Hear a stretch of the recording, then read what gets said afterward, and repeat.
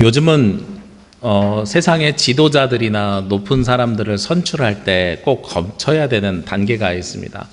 얼마 전에도 장관을 새롭게 교체하면서 인사청문회라는 것을 했지요. 우리가 대통령을 선출할 때에도 후보자 토론회를 통해서 우리가 검증하는 것 중에 하나가 바로 인사검증입니다. 그 사람이 과연 그만한 지도자가 될 만한 가치가 있는 사람인가 하는 것들을 보죠. 그래서 이 인사검증을 하는데 보니까 크게 두 가지를 검증하더라고요. 첫 번째는요, 도덕성에 대한 검증입니다. 그래서 어느 정치인이든 끊이지 않고 걸리지 않고 나오는 몇 가지들이 있죠. 위장전입 문제와 부동산 다운 계약서 문제. 이런 문제들을 가지고 도덕성에 대한 문제를 제기합니다. 또 하나 검증해야 될 것 중에 하나가 바로 그 사람이 그 일에 적합한 직무 능력을 가지고 있느냐 가지고 있지 않느냐 하는 것이지요. 예전에는요, 왕이라는 존재는 어떻게 우리 가운데 세워졌냐면 대물림되어서 세워졌습니다. 그래서 왕은 하늘에서 우리에게 주신 분, 이런 관점을 가지고 있었어요. 그래서 우리가 선택하거나 그가 능력이 있든지 능력이 없든지 그것이 중요하지 않고 그냥 왕은 왕으로서의 가치와 존재가 있었습니다. 그리고 우리가 선택해서 대표자가 되는 것이 아니라 그냥 대표자가 되어진 것이지요. 그런데 요즘은 대통령도 마찬가지고요. 교회 지도자도 마찬가지입니다. 여러분들이 저를 청빙할 때 몇 가지 과정들을 겪으셨지요. 이력서를 거치고요. 그 다음에 와서 말씀을 전하는 것을 들어보기도 하고요. 몇 가지 검증을 거친 다음에 선출하였습니다. 마찬가지로 요즘은 하늘로부터 주어진 지도자라는 개념보다 우리의 삶을 대표하는 대표자로서의 지도자 개념이 더욱더 강합니다. 그래서 우리가 우리의 대표자로서 그 지도자를 선출할 때에는 우리가 가지고 있는 생각과 그리고 우리가 가지고 있는 관심, 우리가 가지고 있는 이슈들을 잘 대변할 수 있는가 그러지 않은가 하는 것을 가지고 판단하기도 하죠.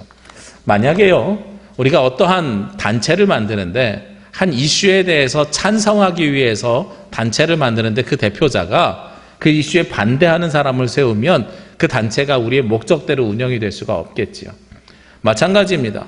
교회에서 교회 지도자로 목회자를 청빙하는데 여러분들의 생각과 뜻이 반영되고 하나님의 말씀에 근거한 목회자가 오지 아니하고 여기에 만약에 스님이 와서 내가 이 집단의 대표자가 되겠어요 그러면 그것이 제대로 반영될 수가 없는 거죠. 지난 총회 때 그러한 헌의안건이 올라왔습니다. 어떠한 헌의안건이 올라왔냐면 저희 교단이 전국에 운영하는 복지관이 꽤 여러 개가 있어요. 한기장 복지재단이라 그래서 약 165개 정도를 교단에서 운영을 합니다. 그리고 각 복지관이나 복지시설 지역아동센터는 무엇이 정해져 있냐면 재단 전입금처럼 주 지원교회에서 얼마를 지원하고 나머지에서 후원을 받아서 자체 후원금을 만들고 나머지를 정부에서 받습니다. 그런데 얼마 전부터 몇 해 전부터 이게 뒤바뀌었어요. 어떻게 뒤바뀌었냐면 정부 지원금이 자체 후원금보다 많아지기 시작했습니다. 그러다 보니까 정부에서 무엇을 요구하냐면 정관상 주지원교회라는 말을 다 빼라고 이번에 행정명령이 내려온 거예요. 근데 총회에서 그거를 목사님들이 받을 수가 없는 거죠. 왜 받을 수가 없냐면 여기에 대해서 설립한 목적이 무엇이냐? 바로 우리가 교회가 하나님 나라의 선교를 감당하기 위해서 세웠는데 그 지원교회를 다 빼라고 하니까 이게 말이 되지 않는다. 나중에는 무슨 이야기까지 하게 되냐면 이제 개방형 이사, 사회이사를 추천하는데 이제는 서울시가 추천을 해요. 그러다 보니까 교회를 다니는지 안 다니는지 전혀 상관없이 교단의 복지재단의 이사가 들어올 수가 있게 되는 거예요. 이게 조금 더 심해지면 나중에는요, 무슨 문제가 생기냐면 교회 너네 우리 종단에 상관하지 마, 이런 일들이 생겨날 수 있는 거죠. 목적과 방향성이 뒤틀어지는 일들이 생겨나게 되는 것입니다. 그래서 이 지도자를 선택하고 지도자를 뽑는 것, 우리의 대표자를 뽑아내는 것은 굉장히 중요한 것 중에 하나입니다. 오늘 이 말씀의 주인공이 되는 아브라함을 우리가 어떻게 부릅니까? 믿음의 조상이라고 부르죠. 그러면 아브라함이 믿음의 대표자라는 뜻이라는 거예요.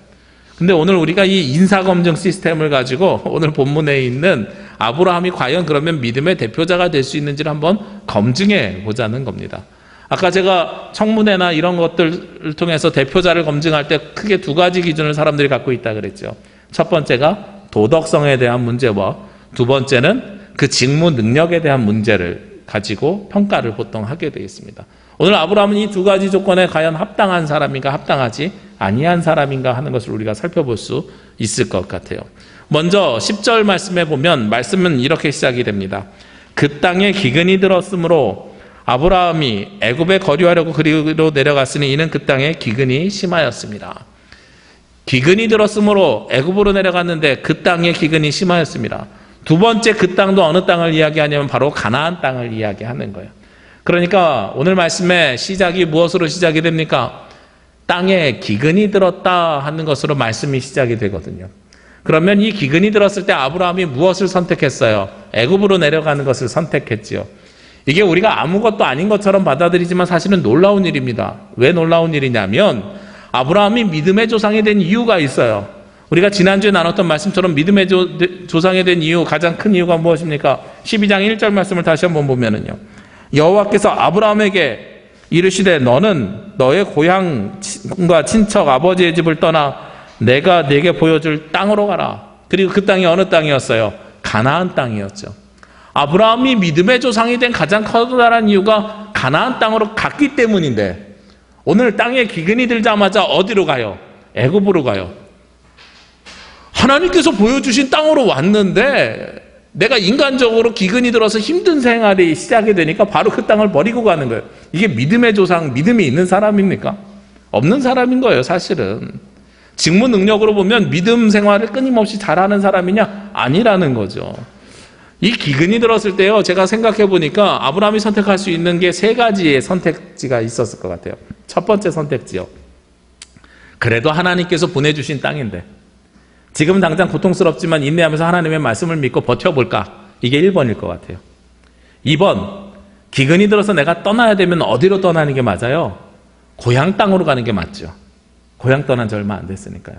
고향으로 가는 것이 맞는데 3번, 어디를 선택해요? 좀 더 나은, 세상 사람들이 보기에 좋다고 생각하는 당시에 가장 발달된 애굽. 철저하게 어디에 근거한 기준입니까? 세상의 관점에 근거한 기준으로 아브라함이 선택을 해요. 하나님의 말씀대로 선택하려면 1번을 선택해야 돼요.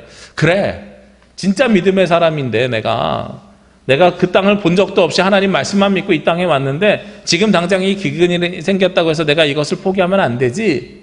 이런 마음을 가져야 진짜로 우리가 믿음이 있는 사람으로 인정할 수 있단 말이에요. 그런데 아브라함은 어디를 갑니까? 애굽으로 가요.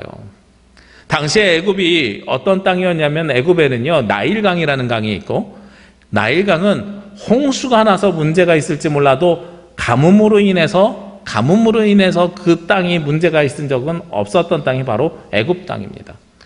나중에 요셉이 꿈을 꾸잖아요. 7년간의 흉년 뒤에 7년간의 풍년이 나온다고요. 그래서 그 주변의 모든 지역이 다 기근에 들었을 때 요셉이 누구를 초대합니까? 자기의 가족들, 야곱을 비롯한 형제들, 가족 약 70명을 초대해서 애굽 땅에서 살게 하죠. 그렇게 애굽은요 7년 동안 기근이 들어도 사람이 버틸 수 있을 만큼의 좋은 물을 가지고 있는, 마르지 않는 샘을 가지고 있는 곳입니다. 그런데 어디 애굽만 그렇습니까? 아니에요. 문화인류학에서 보면은 인류 문명이 4개의 문명으로 시작됐다고 이야기하죠. 첫 번째가 지금 이야기한 나일강이라고 하면 우리가 잘 아는 황하 문명이 있죠. 중국의 황하강 유역에서 사람들이 살기 시작했다 그래서. 또 하나는 인도의 인더스강 문명입니다. 그래서 인더스강 주변에서 살고 있었다 그래서. 마지막 4번째가 어디입니까? 메소포타미아 문명인데 메소포타미아는 어느 강 유역이에요? 티그리스강과 유프라테스 강인데 이 티그리스강과 유프라테스강이 만난 메소포타미아 지역이 과연 어디냐? 아브라함의 고향 땅인 거예요. 아브라함이 떠났던 그곳이에요.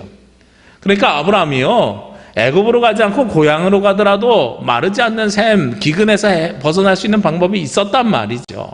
그런데 아브라함은 굳이 좀 더 보기 좋은 애굽으로 갑니다.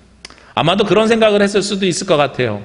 하나님의 말씀을 믿고 가라고 하는 명령을 따라서 고향을 떠나왔는데 하나님의 명령을 어기고 고향으로 돌아가는 것이 너무나도 사람들 보기에 아니 쟤는 호기 좋게 고향 떠났는데 왜 돌아왔어? 빈손으로 왜 돌아와? 이런 사람들 보기에 불편할 수도 있는 거죠. 우리가 보통 고향으로 돌아갈 때는 어떤 마음으로 돌아갑니까? 아, 성공해서 환영받아 돌아가야지 이런 마음으로 생각하잖아요. 그러니까 고향으로는 못 가고 애굽 땅으로 갑니다. 아브라함의 믿음이라는 직무 능력에 보면은요, 아브라함은 이미 낙제점이에요. 하나님께서 명령하신 그 명령에 따라서 그곳으로 가야 하는데, 그곳에 도착하자마자 바로 기근이 드니까 포기하고 사람의 선택을 하는 거죠. 아브라함이 또 두 번째 문제를 또 일으키게 됩니다. 11절 말씀에 그렇게 애굽에 갔어요. 그가 애굽에 가까이 이르렀을 때에 그의 아내 사레에게 말하되 내가 알기에 그대는 아리따운 여인이라. 일단은 사레에게 당신 아리따운 여인입니다. 칭찬해줘요. 그죠? 칭찬해준 다음에 무엇을 이야기합니까? 12절에 애굽 사람이 그대를 볼 때 이르기를 이는 그의 아내라 하여 나는 죽이고 그대를 살리리니 당신이 아름다워서 당신을 빼앗아 가기 위해서 남편이 나를 죽일 수도 있어요. 그래서 13절에 원하건대 부탁을 합니다. 무엇을 부탁을 해요? 그대는 나의 누이라 하라. 그러면 내가 그대로 말미암아 안전하고 내 목숨이 그대로 말미암아 보전되리라. 당신 내 누이라고 이야기해 주세요 라고 이야기하죠. 제가 이 말씀을 보면서 몇 가지 의문이 나는 점이 있었어요. 첫 번째는요, 당시의 사례가 나이가 몇이었을까요? 60대 중반이에요.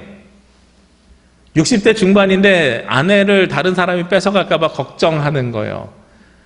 연세가 많으면 안 예쁘다는 말씀이 아니고요, 일반적으로 통념적으로 그렇게 보이지 않는다는 거죠. 그래서 자료들을 여러 가지 찾아봤어요. 그랬더니 문화가 다르고 피부색이 다르고 여러 가지가 다르면 나이를 가늠할 수 없고 뭐 어쩌고 저쩌고 이야기를 해요. 근데 그게 뭐가 뭔지 모르겠어요. 그런데 분명한 사실은요, 사례는 아름다웠다는 거예요. 남편이 인정할 만큼, 그리고 주변에 있는 모든 사람이 인정할 만큼 아름다운 여인이었다 하는 것은 사실이죠. 그런데 여기에다 덧붙여가지고요, 또 무엇이 하나가 더 걸리게 되냐면, 아브라함이 자신의 아내를 누이라고 속인 것 거짓말일까 아닐까 하는 부분인 거예요. 그런데 창세기 20장에 보니까요, 아브라함이 오늘 한 번만 이 이야기를 하는 것이 아니라 나중에 아비멜렉을 만날 때도 어떻게 이야기합니까? 사레에게 당신을 내 누이라고 이야기하십시오 라고 이야기하잖아요. 그러니까 자신의 아내를 누이라고 이야기하는 장면이 창세기에만 2번 나오거든요. 12장에 나오고 20장에 나오고. 근데 20장 12절 말씀을 자세하게 읽어보니까 어떻게 돼 있냐면, 원래 이 사레가 이복 동생인 거예요. 이복 동생이면서 아내였던 거죠. 고대 사회는 어떤 사회였냐면은 부족 사회였습니다. 부족 사회가 가지고 있는 특징 중에 하나가요, 부족 안에서 결혼을 해요. 우리 부족이랑 상대 부족이랑 문화가 다르고 상황이 다르니까 서로 부족 간에 결혼하는 것이 쉽지 않은 거예요. 그래서 우리 부족 안에서 결혼하는 것이 당연하니까 이복 동생이랑 결혼하는 것도 당시 사회에서는 문제가 되지 않는 거죠. 우리나라도 예전에 그랬잖아요. 신라에 보면은 성골과 진골 계급을 유지하는데, 성골은 어떻게 결혼해야 돼요? 오빠하고 동생이 결혼을 해요. 그래서 그 골품제를 유지한단 말이에요. 자신들의 순혈성을 유지하기 위해서 부족에서 결혼을 하게 되거든요. 종교가 다르면 이방이 들어오면 우환을 겪는다, 이런 생각을 하고 있기 때문에 친족 간에 결혼하는 것이 문제가 되지 않는 상태예요. 그러니까 사례가 누이라고 이야기하는 건 거짓말일까요? 거짓말이 아닐까요? 거짓말이 아니에요. 그러니까 아브라함이 아내에게 거짓말을 시킨 건 아닌 거죠. 근데 여기에 고민이 또 하나 생겨요. 그러면 아내라고 밝히지 않은 건 거짓말일까요? 거짓말이 아닐까요?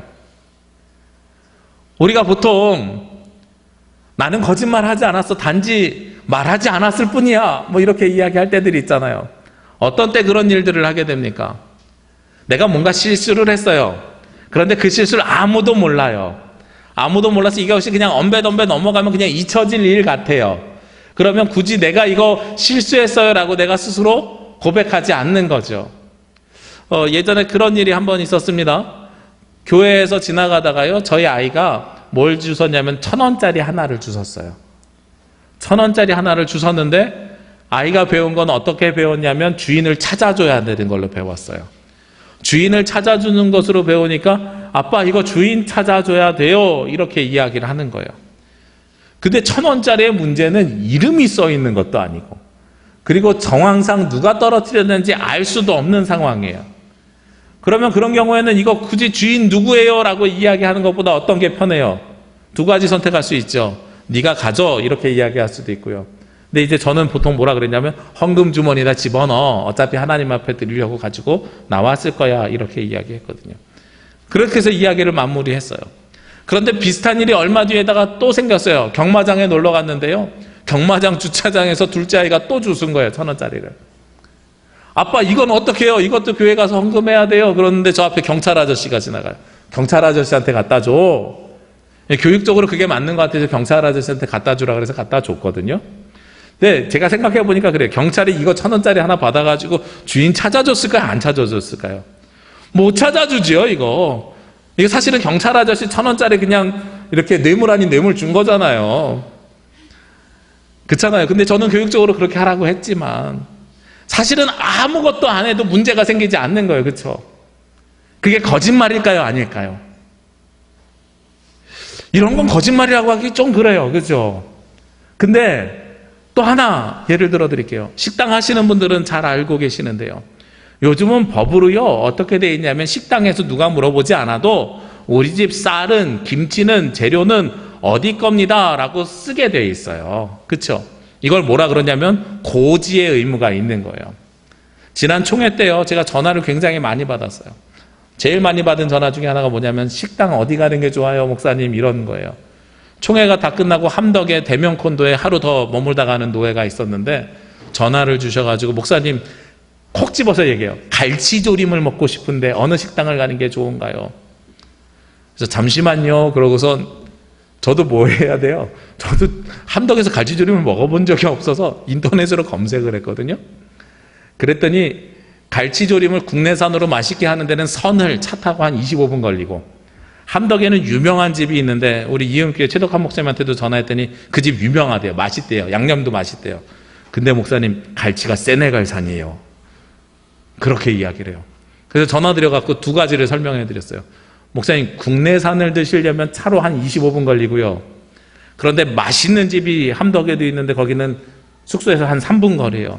근데 거기는 세네갈산이래요. 고지해 줬어요. 고지해 주지 않으면 무슨 문제가 생겨요? 나중에 전화해가지고 원망 듣죠.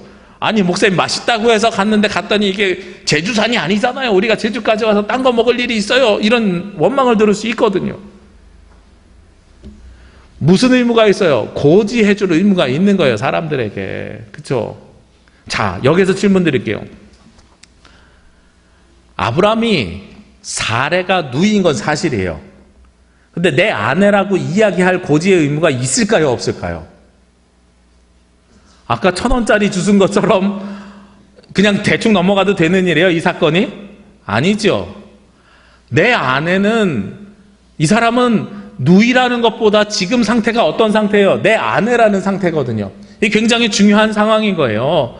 이건 고지할 의무가 있는 거예요. 그럼 이게 거짓말일까요, 아닐까요? 거짓말의 범죄에 속하는 거예요. 아브라함이 도덕적으로 문제가 있는 사람이에요, 없는 사람이에요? 문제가 있는 사람이에요. 이게 믿음이라는 직무상도 문제가 있어요. 가나안 땅에 와서 그 땅을 기근이 생겼다고 순식간에 버렸어요. 그 다음에 도덕적으로도요, 자신의 아내가 누이인 건 맞지만 아내라는 사실을 언배던배 넘어갈 수 있는 사실이 아니라 이건 꼭 얘기해야 되는 사실인데 얘기하지 않고 언배던배 넘어가려고 했어요. 도덕적으로도 문제가 있는 사람이에요. 요즘에 인사검증 시스템으로 보면은요, 아브라함은 믿음의 조상이 될 수 있는 사람입니까, 없는 사람입니까? 없는 사람이에요, 절대로. 저는 이 아브라함의 믿음이 언제 완성됐다고 여겨지냐면, 아브라함이 창세기 20장에도 자신의 아내를 누이라고 한번 또 속이거든요. 아브라함이 22장이 돼서야 누구를 바치냐면 이삭을 하나님 앞에 바침을 통해서 그때 믿음이 완성됩니다. 아브라함의 과거가요, 깨끗한 사람이 아닌 거예요. 죄 가운데 있는 사람인 거예요. 이미 창세기 12장 1절에 그 명령 따라서 집을 고향을 떠났다고 해서 그때 믿음의 사람이 된 게 아니라고요. 믿음이 그때 시작이 되었지 믿음이 완성되지 못했던 아브라함의 모습이었다는 거예요. 그런데 아브라함이 거기서 끝난 게 아니죠. 부당이득을 취해요. 아내를 누이라고 속임을 통해서 부당이득을 취하는데 어떤 부당이득을 취하냐면 오늘 16절 말씀에 보니까 이에 바로가 그로 말미암아 아브라함을 후대함으로, 그가 누구냐면 사레거든요. 사레로 말미암아 아브라함을 후대한대요. 잘 대해줬대요. 그래서 아브라함이 무엇을 받습니까? 양과 소와 노비와 암수 나귀와 낙타를 얻었더라. 아내라고, 자신의 아내라고 사레를 고지하지 않은 이 모습을 통해서 아브라함이 무엇을 취득해요? 많은 재산을 취득해요. 이거 지금 인간적으로 보면 아내 팔아서요. 아내 팔아서 재물 챙긴 파렴치범이에요. 나쁜 사람이에요. 이게 아브라함의 모습이에요. 우리가 이런 사람을 믿음의 조상이라고 지금 외치고 있다고요. 그러면서 우리가 이런 사람을 놓고 기도할 때마다 믿음의 조상 아브라함처럼 우리의 믿음도 강성하게 하시고 이렇게 기도하고 있단 말이죠. 이게 바로 아브라함의 모습이에요. 그런데 이 상황 속에서 누가 개입하십니까? 하나님이 개입하세요. 하나님이 어떻게 개입하십니까? 오늘 바로 뒤에 있는 17절 말씀해 보니까 여호와께서 아브라함의 아내 사레의 일로 바로와 그 집에 큰 재앙을 내리신지라. 바로에게 재앙을 내려주세요. 아브라함은 아무것도 하지 않았어요. 비열한 모습 그대로 가지고 있어요. 근데 거기에 사레의 일로 하나님께서 재앙을 내려주세요. 그래서 바로에게 직접 역사해서 잘못된 상황을 바로 잡아주시는 거예요. 그래서 바로가 아브라함을 부르지요. 18절 말씀해 보니까 바로가 아브라함을 불러서 내가 어찌하여 나에게 이렇게 행하였느냐? 내가 어찌하여 그를 내 아내라고 내게 말하지 아니하였느냐? 왜 말하지 아니하였느냐? 거짓말했다는 얘기는 안 해요. 왜 그것을 굳이 밝히지 않았느냐라고 이야기해요. 그것 때문에 내가 어떻게 됐다고요? 곤란하여 졌노라라고 이야기합니다. 그러면서 19절에 바로가 내 아내를 데려가라고 명령합니다. 내 아내를 주면서 그냥 줍니까? 거기서 끝나는 게 아니죠. 그 뒤에 보니까 20절 말씀에 바로가 사람들에게 그의 일을 명하매 그들이 그와 함께 그의 아내와 그의 모든 소유를 보내었더라. 16절에 주기로 한 모든 것도 그냥 다 아브라함에게 주었더라. 사람들은 아브라함이 복이 있는 사람이라고 이야기하면서 보통 재물을 이렇게 많이 얻어가지고 애국 가서 재물을 얻어갖고 나서 복이 있는 사람이라고 이야기해요. 근데 우리 다시 한번 인간적으로 보자고요. 이 사람이 복이 있는 사람입니까? 아내 팔아가지고 얻은 재물인데 이거 가지고 나왔다고 복된 사람이에요? 아니죠. 절대로 아닙니다. 인사검증 시스템으로 보면 아브라함은요, 믿음의 조상이 될 이유가 털끝만큼도 없는 사람입니다. 하나님의 명령을 따라서 떠났지만 결국은 기근이 들자마자 그 명령 버리고선 애굽으로 도망갔고요. 애굽 가서는 도덕적으로 문제가 있었어요. 거짓말했고요. 그리고 아내를 팔아먹음을 통해서 부당이득을 취한 사람이에요. 이게 아브라함의 모습이에요. 그런데 아브라함이 세상 사람들과 다른 가장 커다란 이유가 무엇입니까? 바로 그 상황 속에서 누가 역사하세요? 하나님께서 역사하시는 거예요. 하나님께서 바로에게 직접 역사하시는 겁니다. 오늘 이 창세기 12장 10절에서 20절 말씀은요, 출애굽기 전체를 요약해 놓은 말씀이랑 똑같아요. 잘 생각해 보십시다. 애굽에 누가 내려갔어요? 요셉이 먼저 간 다음에 야곱과 그의 형제들을 데리고 들어가죠. 그 이유가 아까 무엇이라 그랬어요? 7년간의 기근 때문에 데리고 들어갔죠. 오늘도 기근 때문에 가나안 땅을 떠나서 애굽으로 들어갑니다. 그리고 나서 애굽에서 나올 때 무슨 일이 벌어집니까? 하나님께서 바로에게 무엇을 내려주셨어요? 재앙을 내려주셨죠. 이스라엘의 출애굽할 때에 출애굽을 못하게 하는 바로에게 하나님께서 무엇을 내려주십니까? 10가지 재앙을 내려주시지요. 10가지 재앙을 내려주심을 통해서 이스라엘이 출애굽하잖아요. 구약 성경에서는요, 출애굽이라는 사건이 무슨 사건이냐? 하나님께서 우리를 구원해 주시는 구원의 역사가 바로 출애굽 사건이에요. 그것이 신약에서는 예수 그리스도의 십자가로 말미암은 인류의 구원사로 바뀌었지만 구약의 구원사는 출애굽의 역사란 말이에요. 오늘 이 말씀을 보면 무슨 역사예요? 작은 출애굽의 역사예요. 하나님의 구원의 역사가 바로 이 가운데 숨겨져 있다는 겁니다. 그러니 오늘 말씀에 누가 하나님의 사람이냐, 어떤 사람이 믿음의 조상이냐라고 이야기할 때는 도덕성이나 그의 믿음의 크기, 과거의 행적 이걸로 판단할 수 있겠어요? 아니지요. 믿음의 사람 인사검증 시스템의 기준과 조건을 바꿔야 됩니다. 믿음의 사람은 어떤 사람이 믿음의 사람이냐면 하나님께서 개입하셔서 동행하는 사람, 하나님께서 함께하는 사람, 그가 바로 믿음의 사람이라는 거예요. 인간적으로는 자기가 원하는 선택을 했고, 인간적으로는 비열했고, 인간적으로는 자기 아내까지 팔아먹은 파렴치범이지만, 그러나 하나님께서 역사하셔서 개입하셔서 구원을 이루어 주시는 사람, 그게 누구였어요? 아브라함이었어요. 하나님께서 동행하여 주시는 사람이 바로 믿음의 사람이라는 거예요. 우리의 기준과 하나님의 기준은 전혀 다른 기준인 거죠. 우리의 기준은 직무 능력이나 도덕성을 갖고 판단하지만 하나님께서는 이 사람을 믿음의 대표자로 세울 때 하나님께서 붙잡고 계시고 동행하시고 함께 하심을 통해서 믿음의 사람으로 세워주신다는 겁니다. 이렇게 말씀 전하면은요, 그럼 나도 아내 팔아먹어도 하나님께서 함께 하시면 나도 믿음의 사람이 될 수 있나? 앞으로 그렇게 살라고 말씀을 하시는 게 아니죠. 네가 비록 인간적인 욕심에 따라 선택을 할지라도, 네가 비록 세상의 논리로 삶을 살아갈지라도 하나님께서 구원해 주시는 그 은혜를 경험하면 너는 아브라함과 같이 믿음의 사람이 될 거야 라고 주님께서 오늘 말씀하시는 거예요. 우리가 비록 인간적으로 죄와 허물이 있을지라도, 창세기 11장까지가 무슨 역사라 그랬어요? 하나님의 창조의 역사인데 이건 하나님의 관점에서의 역사이고요, 사람의 관점으로 보면 아담으로부터 시작해서 바벨탑까지 죄의 역사란 말이에요. 아브라함도 이 죄의 역사에 있었던 사람이라는 거예요. 우리가 이렇게 죄 가운데 있는 사람일지라도 누가 동행하시면, 하나님께서 동행하시면 우리의 인생은 나중에 변화가 될 것입니다 라는 거죠. 아브라함이 이때부터요, 아들을 낳을 때까지만 35년이 걸려요. 아들을 낳을 때까지만. 그리고 그 이삭이 걸을만 하니까 나중에 하나님 앞에 드리잖아요, 산에 올라가서. 그러면 몇 년이 걸려요? 믿음이 완성되는 데까지는 40년이 넘게 걸리는 거예요. 우리가 지금 비록 죄 가운데 있지만 하나님께서 동행하시는 삶을 살기 시작하면 40년이 지날지 50년이 지날지 모르지만 분명히 그 믿음은 완성될 것입니다 하는 언약의 말씀을 주시는 것이 바로 하나님께서 검증하는 방법이라는 겁니다. 그래서 우리도 지금은 죄 가운데 있을지라도 누구와 동행하는 삶이 중요해요? 하나님과 동행하는 삶이 그래서 중요한 삶입니다. 지금부터 하나님과 동행하는 삶을 살기 시작해야 믿음의 사람으로 우리도 그 결론이 날 수 있다는 거예요. 오늘 우리가 내일부터 세상에서 살아가잖아요. 아직 온전히 그리스도인이 되지 못했고 온전히 구원의 역사를 경험하지 못했을지라도, 그럼에도 불구하고 우리에게 희망이 있고 소망이 있는 것은 이 아브라함과 같이 정말로 비열하고 나쁜, 도덕적으로도 그리고 믿음으로도 아무것도 안 가진 사람에게도 하나님께서 역사하셨던 것처럼 그 역사하심을 기대하시길 원합니다. 하나님께서 우리 가운데 이제는 인사검증하는 시스템이 딱 바뀌었어요. 저 사람이 믿음의 사람이냐 아니냐 하는 것은 하나님께서 함께 하시느냐 함께 하지 않느냐 하는 걸로 우리가 구별되어진다는 거죠.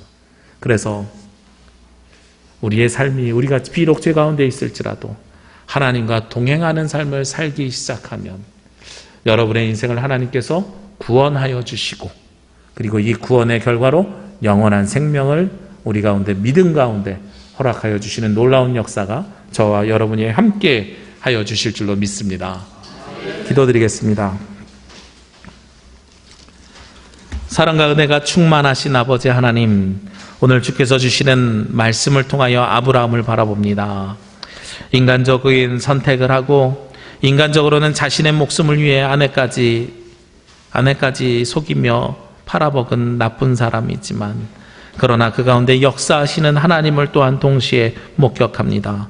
저희들이 세상을 살면서 죄 가운데 있을지라도, 세상을 살아가면서 나쁜 인생을 살아갈지라도, 세상을 살아가면서 선하지 못한 삶을 살아갈지라도 하나님께서 동행하여 주심을 통해 믿음의 사람이 되게 하여 주옵시고, 하나님의 구원의 역사를 우리 인생 가운데 이루어 주시옵소서. 그리하여 주님의 뜻이 이 땅에서 이루어지게 하여 주옵시며, 이 땅에서 살아가는 귀한 성도들이 하나님 나라의 영원한 생명을 누리며 살아갈 수 있도록 인도하여 주시옵소서. 이 모든 말씀 예수 그리스도의 이름으로 기도합니다. 아멘.